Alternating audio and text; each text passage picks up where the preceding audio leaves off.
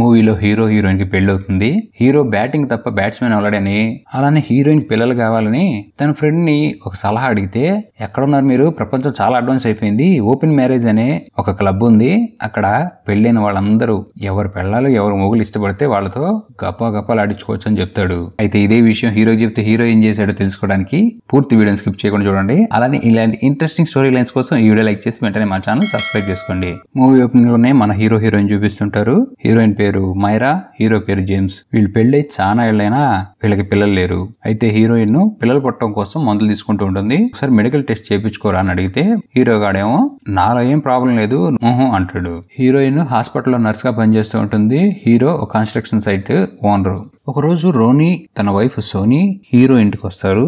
వీళ్ళు family friends కావటం వల్ల హీరో హీరోయిన్ తో కలపడానికి వస్తారు. మన రోనీ గాడు ఫుల్ రిచ్.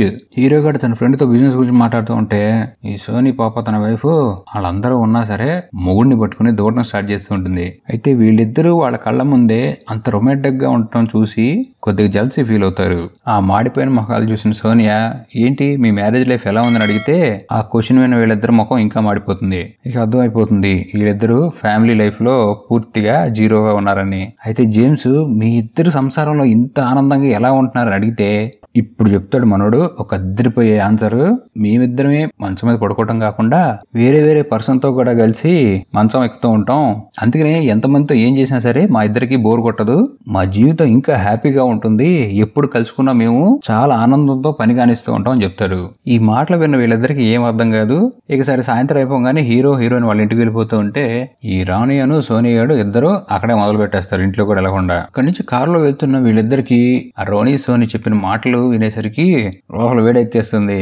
అంతే ఇంటికి వెళ్ళటంతోనే ఎక్కడ ఇప్పేసి మంచం ఎక్కేసి గబగబలు అడిచేసుకుంటారు. ఇక అది అయిపోయిన తర్వాత వీళ్ళు ఫ్యామిలీని ఎక్స్చేంజ్ చేసుకోవటం ఎలా అని మాట్లాడుకుంటూ ఉంటే హీరోయిన్ చెప్తుంది నా మెడికల్ టెస్ట్ లో అంతా క్లియర్ గా ఉంది, తెల్లయ్యే శక్తి నా దగ్గర చాలా ఉంది, నువ్వు కూడా ఒకసారి మెడికల్ టెస్ట్ చేయించుకో, నీది అసలు పని చేస్తుందో లేదని ముఖం మీద చెప్తుంది. చూద్దాంలే అంటాడు మనోడు. నెక్స్ట్ డే హీరోయిన్ హాస్పిటల్ కి వెళ్తూ ఈ రోనీ గాడు సోనీ గారు వేసారుగా విత్తనం, దాని గురించి మాట్లాడుకొని మంచిగా మూడు తెచ్చుకుంటూ ఈ పాప అదే విషయం హాస్పిటల్కి వెళ్ళి తనతో పాటు పనిచేసే తన కొలిక్కి చెప్తుంది. అయితే హీరోయిన్ పాప ఎంత యాంగ్జైటీ ఫీల్ అవుతూ ఉంటుందంటే ఆ కొలిక్కి చెప్పే విషయంలో ఒక్కసారైనా సరే వేరే రుచిని అనుభవించాలి, ఎంతసేపు పాత మొగుడే అన్నట్టుగా. అంటే ఈ జెర్రీ గాడేమో ఈ పిచ్చిదానా నేను కూడా అలాంటి పని చేస్తానే ఉంటాను, మావిడి నేను పెళ్ళైనా సరే వేరే గుహల్లో దడదల్లాడిచ్చేసుకుంటాను, నేను మావిడి కూడా అంతే వేరే గుండులతో దడదల్లాడిచ్చేస్తూ ఉంటుంది, ఇలా చేయటం వల్ల మీ సంసారం ఇంకా బాగా అభివృద్ధి చెందుతుందని చెప్తాడు. సరే అంతా బానే ఉంది కానీ నాకు భయం వేస్తుంది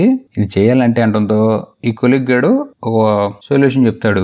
నీకు సోనియా చెప్పింది కదా ఈ విషయం, వెళ్ళి అమ్మాయితో మాట్లాడు మొత్తం క్లారిటీ వస్తుంది అంటంతో ఈ సోనియా దగ్గర రావడంతోనే పాప బాగా ఓపెన్ మైండెడ్ తో ఎందుకు భయపడటం, మీరు ఇలా చేయటం వల్ల మీ సంసారంలో కొత్త కొత్త కోరికలు ఆనందాలు వస్తూ ఉంటాయి. అంతేకాదు ఇక్కడ మెయిన్ రూల్ ఏంటంటే మీరు ఎవరితో గడిపినా సరే ఒకే రూమ్ లో గడుపుతారు, సో మీ ఇద్దరు మొక్కలు చూసుకుంటూ ఉంటారు కాబట్టి ఇక మోసం చేసే ఛాన్సెస్ కూడా లేవని చెప్తుంది. ఇక హీరోయిన్ వెళ్ళి ఇదే విషయం హీరో చెప్పడంతో మేము కూడా వేరే వాళ్ళతో గబగబలాడిద్దాం, కానీ అది ఎవరో ఎందుకు మీతోనే చేసుకుందాం, నువ్వు మా ఆవిడని పట్టుకో నేను మీ ఆవిడని పట్టుకుంటా అని చెప్పి హీరో గారు డీల్ సెట్ చేస్తాడు. ఈ మాట్లాడుకున్న టైంలో హీరోయిన్ పాప ఆల్రెడీ స్టార్ట్ చేసేస్తుంది. ఇక్కడే తన చూపు మొత్తం ఆ రోనీ గడి మీదే ఉంటుంది. ఈ సోనీ పాప చూసి పాప లైన్ లో పడిందని చెప్పి ఫుల్ హ్యాపీగా ఉంటుంది. ఆ రోజు నైట్ ఇంట్లో పని చేసుకుంటున్నప్పుడు హీరో హీరోయిన్ కి మెసేజ్ వస్తుంది, శనివారం నైట్ ముహూర్తం సెట్ చేసాం మీరు వచ్చేసేయండి అని. ఇంకేం అంత ఆలస్యం, దీంతో హీరో హీరోయిన్ ఎగేసుకుంటూ వెళ్ళిపోతారు. లోపలికి వెళ్లే ముందు హీరో గాడు ఒక్కసారి క్లారిటీకి అడుగుతాడు తన వైఫ్ ని, ఒక్కసారి ఆలోచించుకో వేరే వాళ్ళతో పనిచేయడం అవసరం అని. లేదు నేను ఆ సుఖాన్ని అనుభవించాల్సిందే, వేరే గుండు కావాల్సిందే నాకని లోపలికి తీసుకెళ్లిపోతుంది. ఇక లోపలికి వచ్చి కూర్చున్న వీళ్ళకి చాలా మొహమాటంగా ఇబ్బందిగా ఉంటుంది. ఇది అబ్జర్వ్ చేసిన సోనియా వచ్చి హీరో గాడి పక్కన కూర్చొని అండదవటం స్టార్ట్ చేస్తుంది. ఇది చూసిన హీరోయిన్ కి లోపల జలసీ స్టార్ట్ అవడంతో హీరోయిన్ గడు వచ్చి హీరోయిన్ వేడి పెట్టడం స్టార్ట్ చేస్తాడు. అలా ఇద్దరు చూసుకుంటూనే వీడి పెళ్ళం వాడితో వాడి పెళ్ళం వీడితో వేడి బుట్టిచ్చేసుకొని దెబ్బలాట అనే కార్యక్రమాన్ని ఫుల్ గా సక్సెస్ చేస్తారు. ఆ నెక్స్ట్ డే వీళ్ళిద్దరు చాలా ఓపెన్ మైండ్ గా మాట్లాడుకుంటూ ఉంటారు. హీరో హీరోయిన్ నీకెంత మజా వచ్చిందని ఫుల్ సాటిస్ఫై గా ఉన్నాం అని చెప్పుకుంటుంటారు. ఇద్దరు చాలా హ్యాపీగా ఉండి వీళ్ళిద్దరు సంసారంలో ఎటువంటి ప్రాబ్లం అనేది రాదు. ఇక ఒక రోజు ఈ సోనీ రాణి గాడు హీరో హీరోయిన్ ఒక క్లబ్ తీసుకొస్తారు. ఈ క్లబ్ మొత్తం ఓపెన్ మ్యారేజే, ఎవడికి పెళ్ళైందో ఎవరితో గప్పగప్పలాడిస్తున్నాడో తెలియదు. అయితే ఇక్కడికి వచ్చిన హీరోకి చాలా నెర్వస్ గా ఫీల్ అవుతూ ఉంటాడు. అంతేకాదు అక్కడ ఉన్న అందాలను చూసి మనోడు కళ్ళు మెరిసిపోతూ తెలిసిపోతూ ఉంటాయి, టెన్షన్ కూడా వస్తూ ఉంటుంది.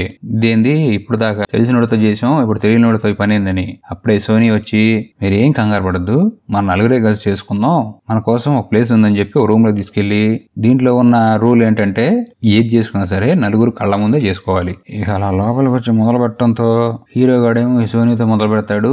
ఈ సోనీ పాప వేడి ఎంత ఉందంటే ఆ వేడి తట్టుకోలేక హీరో గాడు ఎన్ని రౌండ్లు వేసినా సరే సుఖపెట్టలేక అలసిపోయి నిద్రపోతాడు. ఇక మెలుగు వచ్చి తన వైఫ్ ఎక్కడ ఉందని చూస్తే వాళ్ళిద్దరు ఉండరు. వాళ్ళు వెళ్ళి పక్క రూమ్ లో కప్పకూడాడుకుంటుంటారు. ఇక ఇది చూసిన హీరో గాడికి ఎక్కడలేని కోపం వస్తుంది.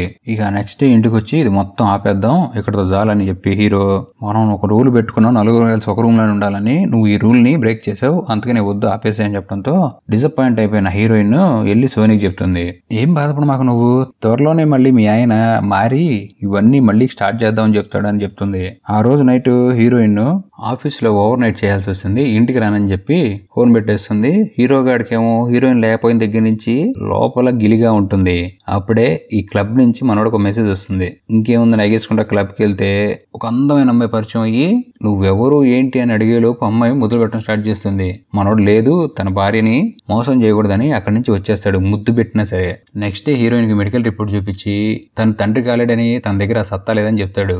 ఇది విన్న హీరోయిన్ కి ఫుల్ కోపం వచ్చి ఇక హీరోతో మాట్లాడకుండా మానేస్తుంది. ఇలా జరుగుతున్నప్పుడు ఒక రోజు ఇంటికి ఒక ఫ్లవర్ బొకే గిఫ్ట్ వస్తుంది. దాంట్లో పేరేం రాయకుండా జస్ట్ నీ కోసమే అని రాసి ఉంటుంది.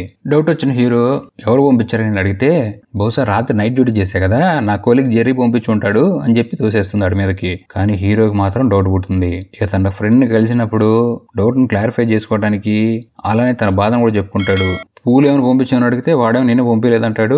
అంతేకాదు నా మెడికల్ రిపోర్టు తనకు చూపించిన దగ్గర నుంచి తను నా మీద చాలా కోపంగా మాట్లాడలేదు, ఓపెన్ మ్యారేజ్ లో తను చేసిన పని తనకు సంతోషాన్ని ఇస్తుంది అనుకుంటే ఇక్కడ చాలా రివర్స్ లో జరుగుతుంది అని బాధపడుతూ ఉంటే ఇది విన్న రోని గాడు నువ్వేం బాధపడమాకరా, టైం గడిచే కొందికి అంతా సెట్ అయిపోయి హ్యాపీగా ఉంటారని చెప్తాడు.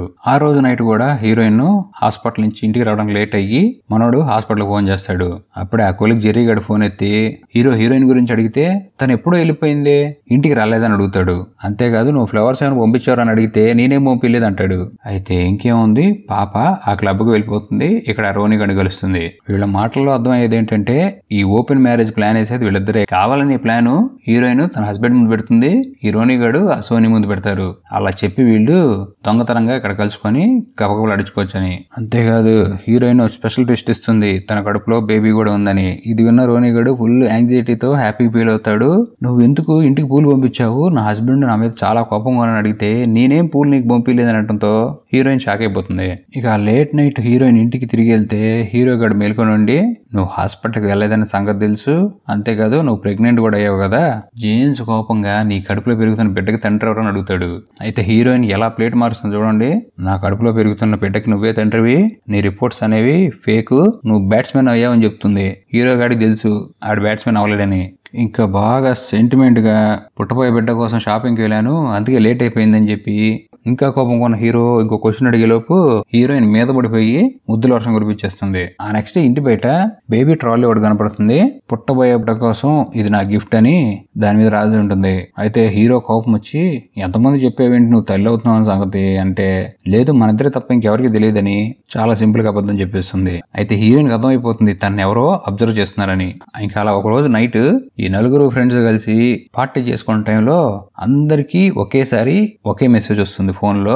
ఆ ఫోటో ఏంటంటే హీరో మధ్యలో ఒక అమ్మాయిని కలవటానికి వెళ్ళాడు కదా, ఆ అమ్మాయిని ముద్దు పెట్టుకుంటున్న వీడియో. ఇది చూసిన హీరోయిన్ కి నన్నే మోసం చేస్తావరా అని ఫైర్ అయిపోతుంది. హీరో గారు క్లారిటీ ఇచ్చేస్తాడు, నేను అమ్మాయిని ముద్దు పెట్టుకున్నా గానీ నిన్ను మోసం చేయలేదు, ఆ రోజు అక్కడి నుంచి బయటకు వచ్చేసానని. ఆ నెక్స్ట్ ఇంకో ఫోటో వస్తుంది, హీరోయిన్ ఈ రాణి గడు కలిసిన ఫోటో. ఇది చూసిన హీరో గారు నువ్వేం చేస్తున్నావు అని అడగడంతో హీరోయిన్ బర్స్ట్ అయిపోయి నాకు నీతో ఉండటం ఇష్టం లేదు, నాకు ఆ రోని గడితే నచ్చింది బాగా, నేను వాడితోనే టప్టప్లాడిస్తాను అని బాగా సీరియస్ గా చెప్పడంతో అప్పుడు దాకా హ్యాపీగా ఉన్న నలుగురు ఫ్రెండ్స్ ఎవరి దారి వాడినట్టు వెళ్ళిపోతారు. ఒక రోజు నైట్ హాస్పిటల్ నుంచి ఇంటికి వచ్చిన హీరోయిన్ కి మైండ్ బ్లాక్ అయిపోయే ఒక సీన్ ఒకటి కనపడుతుంది. హీరోని ఎవరో తాళతో మంచాన్ని కట్టేశారు. సోనియా గన్ను పట్టుకుని హీరోయిన్ ఎదురుగా నుంచి ఉంటుంది. ఇంకా హీరోయిన్ కి అర్థమైపోతుంది ఆ పూలు బేబీ ట్రాల్ పంపించింది కూడా సోనియాని. అప్పుడే రౌనీ గడు కూడా ఇక్కడికి వస్తాడు. ఈయన పిలిచింది కూడా సోనియానే. ఈ పెద్ద సైకో లాగా సోనియా గన్ను పట్టుకొని హీరోయిన్ ని తన హస్బెండ్ ని బట్టలిప్పేయమంటుంది. హీరోయిన్ కి ఆ రోని గడికి జరిగే ఎఫైర్ గురించి సోనియాకి ఫస్ట్ నుంచి తెలుసు. అందుకే ఫోటోలు తీసింది క్లబ్ లో. అయితే ఆ ఫోటోలు తీసిన తర్వాత దగ్గర నుంచి వీళ్ళిద్దరు కలుసుకోవడం మానేశారు పూర్తిగా. అయితే ఇక్కడ సోనీకి వచ్చిన నష్టం ఏంటంటే వీళ్ళు ఇలా చేసుకుంటున్నారని కూడా తన బాధ లేదు. హీరో గాడితో దెబ్బలు వేసుకోవడం అనేది తనకు బాగా ఇంట్రెస్ట్.